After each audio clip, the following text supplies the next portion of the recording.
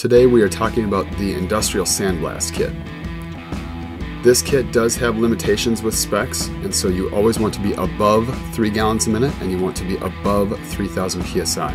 If you're below either one of those specs, you're going to have spotty sand and it will come in peaks and valleys, so it will not be a nice even flow.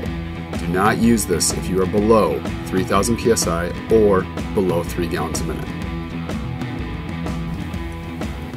The first item we install is going to be the Tungsten Carbide Tip, or nozzle. You can see the outlet portion is 0 degrees, so it's round, and inside there's a cone shape as it comes in. This is how the sand is actually pulled. On the exterior you can see the specs listed, and the outside portion of the carbide tip is actually an aluminum alloy, so it's a little bit lighter weight.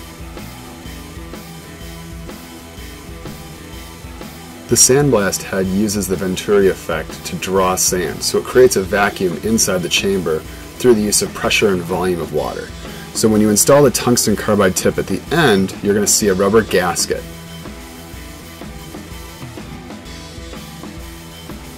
On the other end, you're going to see 2 separate ports. One is for your hose barb to be installed, and the other is for the high pressure nozzle holder.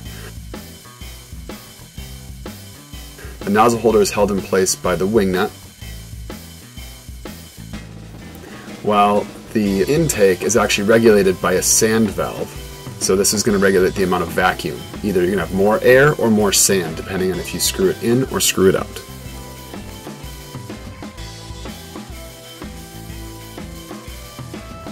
And here you're going to have your hose barb that threads into where the sand valve is located. So what you do is you thread it in there. You don't need Teflon. There's no reason to seal the threads here because it's really not under pressure. And you slip one of the hose clamps over the draw tube, and then you put the draw tube onto the barb itself.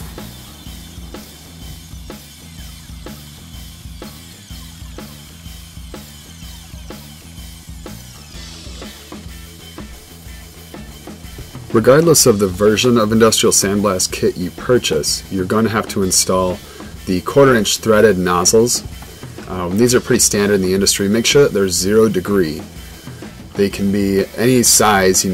Some people will need a 3.0, 3.5, 4.0 on up, but make sure it's 0 degree. Otherwise it will not pass through the tungsten carbide tip because it's rounded at the end. So if you have a fan pattern coming out, it will work at first, but as the sand deteriorates the tungsten carbide on the interior, it will fail.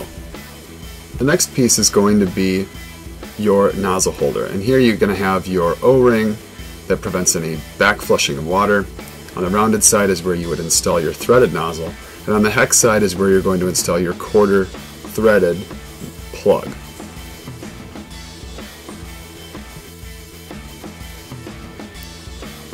Next, we have the sand probe, which has an angled cut at one end and is aerated at the other.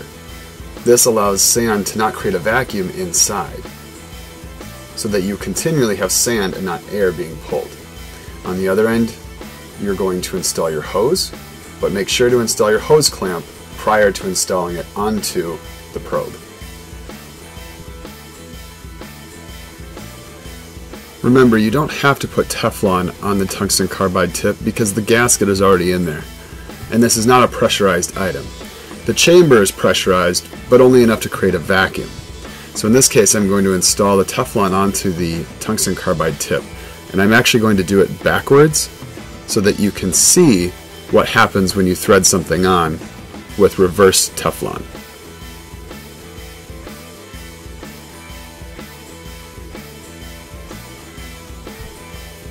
As you can see, it will bunch.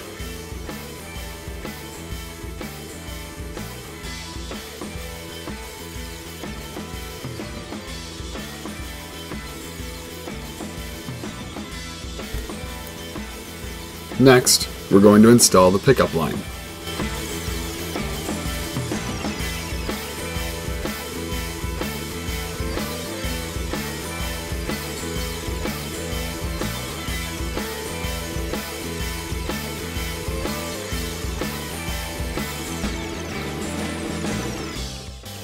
Now we're going to choose our nozzle, and again this corresponds with your pressure washer.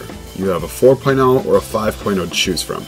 Some manufacturers or distributors of ours will offer additional nozzles as well, so be sure to pick the right one, wrap with Teflon, and install on the rounded edge of your nozzle holder. Now install your 1/4 inch QC plug, again with Teflon installed. For the purpose of the video, we're not installing using a wrench. However, you do want to install with a wrench because the tungsten carbide tip needs to be all the way flush with the gasket or O-ring to prevent any leaks, and the nozzle needs to be installed all the way into the holder so that it is in the proper position to create an optimal vacuum. If it's too far forward, it will not create a vacuum with the pressure and volume. So it needs to sit in a certain place inside the chamber. Finally, we're going to install the hose onto the probe.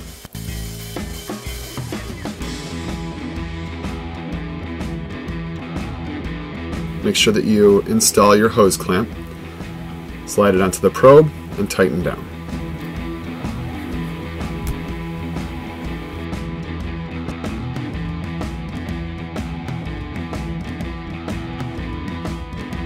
Lastly, we should cover some of the tricks of the trade. Always make sure that your sand is dropping into the chamber vertically, top down, so orient your blast head with the hose coming in from the top. Try to limit any kinks or pinch points in the hose. Be sure that the sand that you're using is dry, and the factory does recommend a 30 grit. Also, try not to start and stop too much, because this will create valleys of sand, and in some cases it will not have an even flow as you continue to clean. And as always, be sure you pick the right sized nozzle.